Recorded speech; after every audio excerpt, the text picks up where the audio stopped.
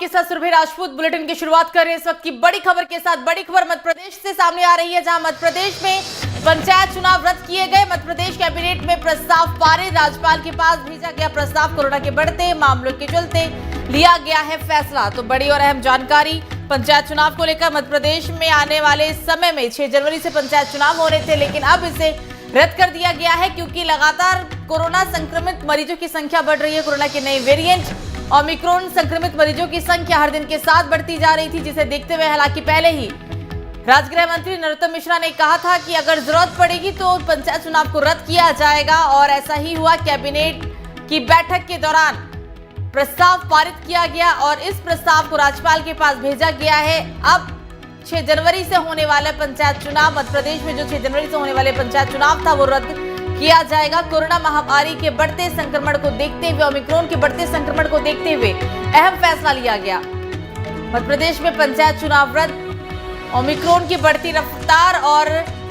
संक्रमित मरीजों की चेन को तोड़ने के लिए अहम फैसला लिया सरकार ने। कैबिनेट बैठक के दौरान राज्यपाल के पास प्रस्ताव भेज दिया गया है। मध्य प्रदेश कैबिनेट में प्रस्ताव पारित किया गया और उसके बाद इस प्रस्ताव को राज्यपाल के सामने रखा जाएगा। कोरोना महामारी के कारण पंचायत चुनाव मध्य प्रदेश के अंदर 6 जनवरी से होने थे, जिसे रद्द कर दिया गया। हालांकि पहले ही गृह मंत्री नरोत्तम मिश्रा ने साफ कर दिया था और उन्होंने जो बयान जारी किया उससे लग भी रहा था कि हो सकता है कि आने वाले समय में पंचायत चुनाव को लेकर कहीं ना कहीं सरकार इसे टालने की योजना बनाए, और कैबिनेट की बैठक के दौरान योजना बना ली गई। मध्य प्रदेश कैबिनेट में प्रस्ताव पारित किया गया, जिसके तहत इस प्रस्ताव को राज्यपाल के पास भेजा गया है। अब मध्य प्रदेश के अंदर पंचायत चुनाव जो 6 जनवरी से होने वाले थे वो नहीं होगा, उसे टाल दिया गया। कोरोना के बढ़ते मामलों के चलते, ओमिक्रॉन वेरिएंट के बढ़ते मामलों के चलते ये बड़ा फैसला मध्य प्रदेश सरकार ने लिया।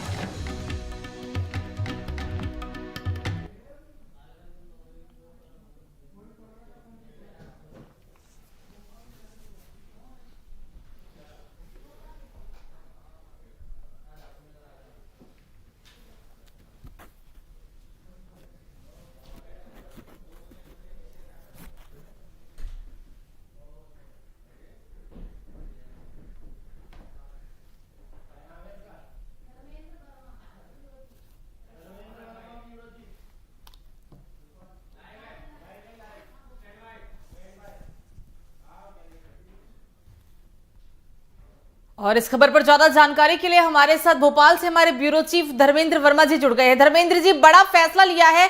हालांकि इसके अंदेशे पहले से लगाए गए थे, क्योंकि जिस तरीके से गृह मंत्री ने कहा था कि हो सकता है पंचायत चुनाव पर सरकार विचार करे, आखिरकार वही हुआ। पूरी खबर बताएं सबसे पहले धर्मेंद्र जी।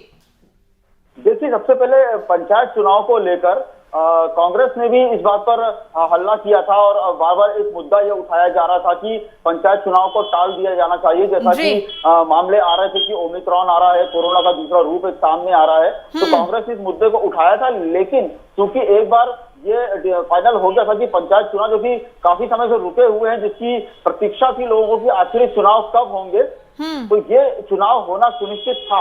इसलिए जब प्रस्ताव पास हुआ उसके बाद ये फैसला अडिग हो गया था कि पंचायत के चुनाव होना है, 100% होना है। लेकिन लगातार फिर ओबीसी का मुद्दा गरमाया।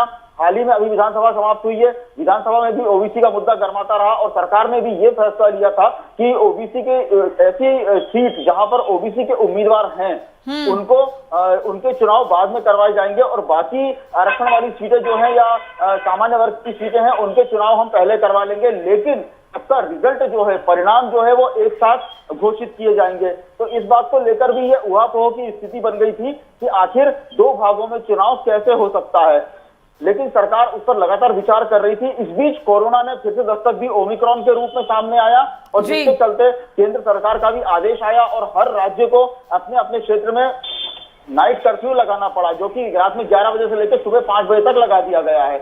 लेकिन जब सारे मामले सामने आए और जिस तरह से लगातार ओमिक्रॉन बढ़ रहा है, सरकार को भी यह फैसला लेना पड़ा कि पंचायत चुनाव टाले जाएं, और आज कैबिनेट की बैठक में यह फैसला पारित किया गया, कि ये फैसला लिया गया कि जो चुनाव है पंचायत के उसको अब टाल दिया गया है। जी बिल्कुल धर्मेंद्र जी, हालांकि पिछले साल यूपी में पंचायत चुनाव भी हुआ था, इसी साल बल्कि और उसमें कहीं ना कहीं उस वक्त दूसरी लहर थी पूरे देश के अंदर। ऐसा नहीं लगता कि राज्य सरकार को मध्य प्रदेश सरकार से सीख लेने की जरूरत है कि संक्रमित मरीजों की संख्या को देखते हुए जो चुनावी रैलियां है या फिर जो चुनाव है, क्योंकि आने वाले समय में 5 राज्यों में चुनाव है, तो उस पर विचार करने की अभी जरूरत पड़ी है।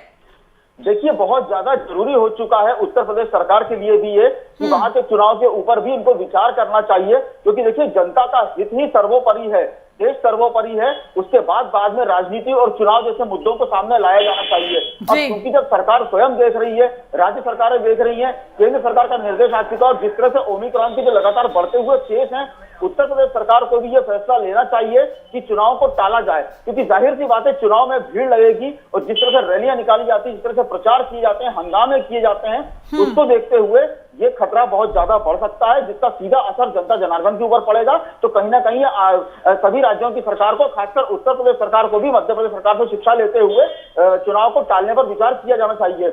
हालांकि मध्य प्रदेश सरकार की भी, मध्य प्रदेश में भाजपा की सरकार है, जिस तरह से एक बड़ी गलतियां जो ये लोग करते हैं, और एक बड़ी गलती कल ही सामने में आई है, अटल बिहारी वाजपेयी के जो कार्यक्रम हुआ था कल, उसमें सबको शिक्षा देने वाली प्रदेश सरकार के जो अपने खुद के नुमाइंदे हैं, उनके अपने कार्यकर्ता हैं, वो कहीं ना कहीं बिना मास्क के अटल बिहारी वाजपेयी की प्रतिमा के सामने कार्यक्रम में शरीक हुए और बड़ी संख्या में शरीक होकर उन्होंने जयंती को मनाया। लेकिन ये इनको स्वयं को गौर करना चाहिए कि केवल शिक्षा देने के लिए नहीं है, अपनाने के लिए भी है। तो जाहिर सी बात है उत्तर प्रदेश में भी भाजपा की ही सरकार है, योगी आदित्यनाथ की सरकार है, उनको भी ये विचार करना चाहिए कि आखिर चुनाव को करवाना क्या इतना आवश्यक है कि जनता जनार्दन की जानो माल से बड़ा ये चुनाव है। तो इस बात पर विचार विमर्श होना चाहिए और कहीं ना कहीं ये फैसला लिया जाना चाहिए कि चुनाव को फिलहाल टाले जाएं, ठीक उसी तरह जिस तरह से मध्य प्रदेश सरकार ने ये फैसला लेते हुए पंचायती चुनाव को टाला है। बिल्कुल देवेंद्र जी, बिल्कुल ये जो फैसला सरकार ने लिया वो बहुत ही ज्यादा सराहनीय है। हमसे बातचीत करने के लिए और तमाम जानकारी साझा करने के लिए आपका शुक्रिया। और इस खबर पर ज्यादा जानकारी के साथ हमारे साथ इस पर बातचीत करने के लिए कांग्रेस के वरिष्ठ नेता प्रदीप सक्सेना जुड़ गए हैं। सबसे पहले तो बहुत बहुत स्वागत है आपका वीके न्यूज में। जी नमस्कार मैम, सुरभि मैम, बहुत बहुत धन्यवाद आपका जो आपने चर्चा के लिए आमंत्रित किया। जी प्रदीप जी, सबसे पहले तो यही आपसे सवाल रहेगा कि सराहनीय कदम कहेंगे या फिर इस पर भी आप कुछ कहना चाहेंगे, क्योंकि शायद उम्मीद नहीं थी, पहली बार हुआ है कि पंचायत चुनाव को रद्द किया गया।